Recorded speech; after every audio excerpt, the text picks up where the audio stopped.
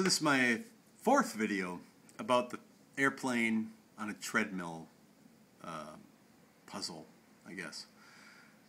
And this is again another response to Tail Dark Side. Tail Dark Side, if you're surprised that I make videos on YouTube, which you kind of suggested in comments, careful, you told that dude, look out, he'll reply with a video. Well, sorry, but YouTube kind of is about videos, so forgive me if that seems strange to you. I'm going to try to be, I'm going to try not to mock you very much, but I looked at your profile again and I realized you're from the United States. I got a feeling English is your first language. And I'm not saying this to be a smartass, but dude, your grammar, you can't compose a sentence that makes sense, really. I'm going to just read what you wrote. This is what you wrote. And it's a quote you said from your other video. You said, "A plane will never take off from a treadmill if there isn't a pressure difference of the airfoils. Something for you, comma, air going past the wings that will have a large amount of pressure to cause lift." It's like, what? I understand where you're going with that, but if you were to give that to someone and have them, like, that didn't know anything about the Bernoulli effect, they wouldn't have a clue what you were trying to say. For those that may be watching this, what Tail Dark Side's incoherent sentences was trying to point out is that a plane can't take off unless the air moves over the top of the wing at a faster rate than at the bottom of the wing, which is what happens because there's a longer distance for it to travel, and faster air has less pressure, so the pressure underneath the wing, which it does, is a less distance, so it's going to a slower speed. There's more pressure under the wing, so it causes lift. That's what he was trying to say in all that mess. But if you read that, you would never know that. I mean, unless you had an understanding of what your, the basics of the pressure difference on an airfoil. Pressure difference is what you need to say. You said there isn't a pressure difference of the airfoil.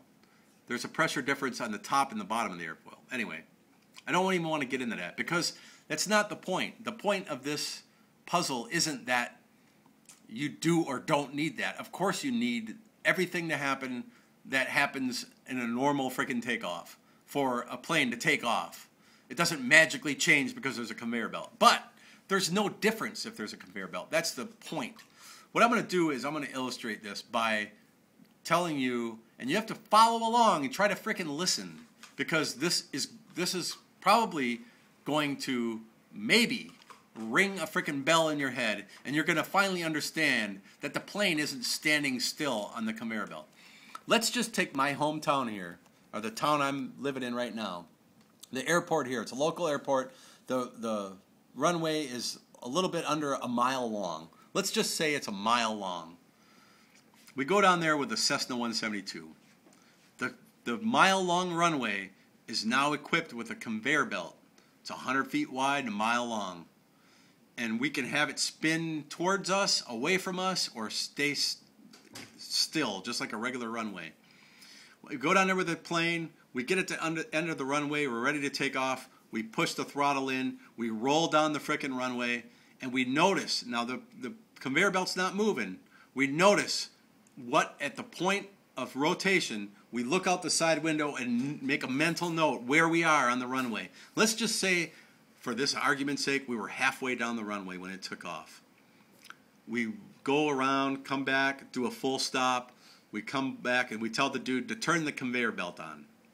This time, the conveyor belt is going to be coming at us. It's going to be like in the puzzle. It's going to be coming at us. And let's just say we'll have the speed be 100 knots. It doesn't matter. It could be 200 knots. It could be 50 knots. It could be 5,000 knots if the wheels could spin that fast. But let's just say it's 100 knots. We're at the end of the runway. We punch the throttle.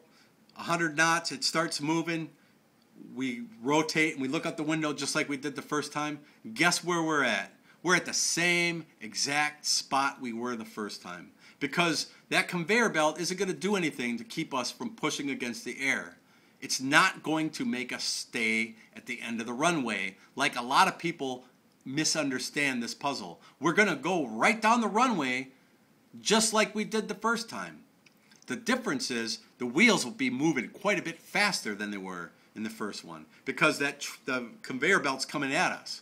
But we're going to take off at the same spot we took off the first time. We're going to go back around. We're going to come back. We're going to land.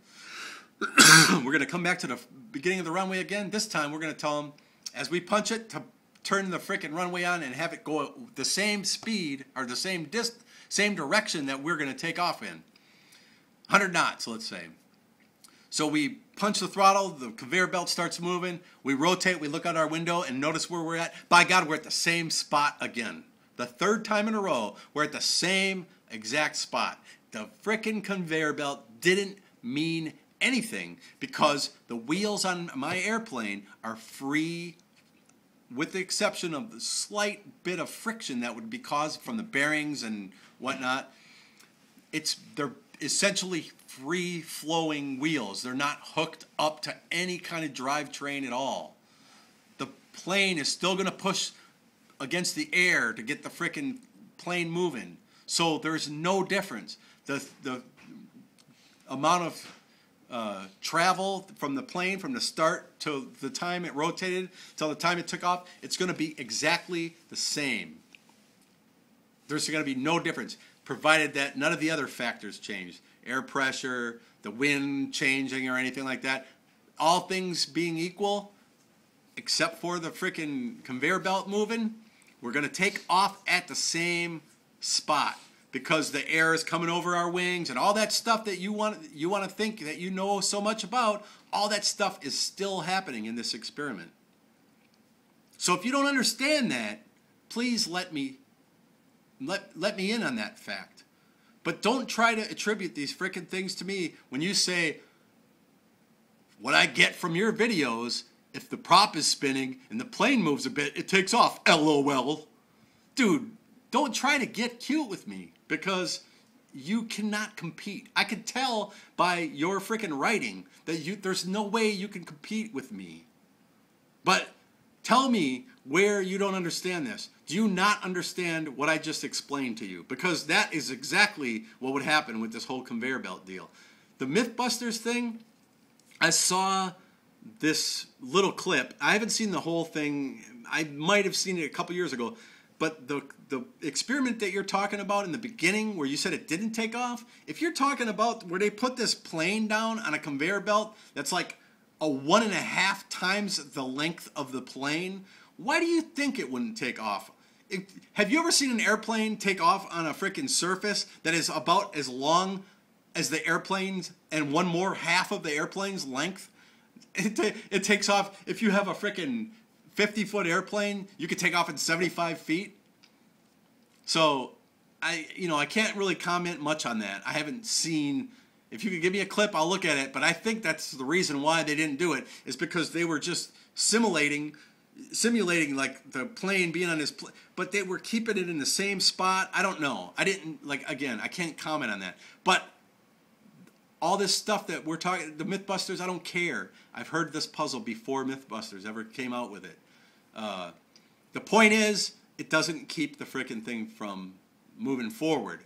Is that your understanding? Is that where you're troubled? Do you think the plane's going to stay in the same spot?